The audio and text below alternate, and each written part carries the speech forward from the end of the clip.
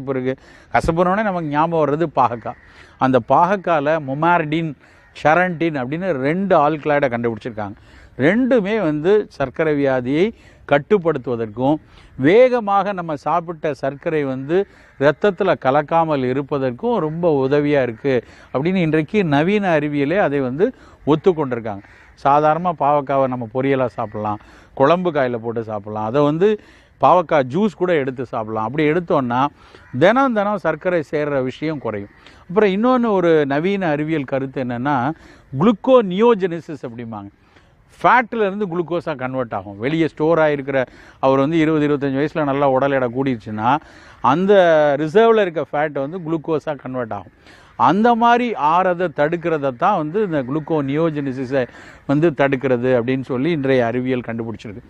அதுக்கும் இந்த பாவக்காய் மாதிரி சுண்டக்காய் மாதிரி கசப்பான உணவுகள்